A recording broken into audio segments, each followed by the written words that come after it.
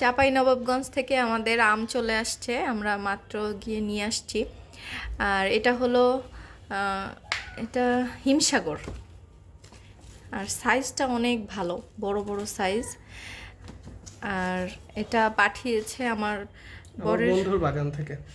আচ্ছা, রিয়াজ ভাইয়ার বাগান থেকে। আচ্ছা, খুবই সুন্দর আম, আর সাইজ তো খুবই ভালো। ন্যাচারাল দেখে মনে হচ্ছে কোনো মেডিসিন ছাড়া। এখন পাকলে খেয়ে দেখবো যে এটা স্বাদ আর কেমন। মিষ্টি আম যেগুলো হয় সেই আমগুলোতে এরকম দাগ থাকে। এই যে এই আমগুলো দেখো, সাইজ দেখো, আর এখানে দেখো এই যে দাগ থাকে যে আমগুলো, এগুলো মিষ্টি হয় অনেক। মানে তোমার ওইখানে এখানে যে কত কেজি আছে? এখানে 25 কেজি। ও, আম তো আরো আছে, তাহলে এত কিভাবে খাবো সব একবারে পাকলে? আরও আম আছে আমার, ওই যে তারেক।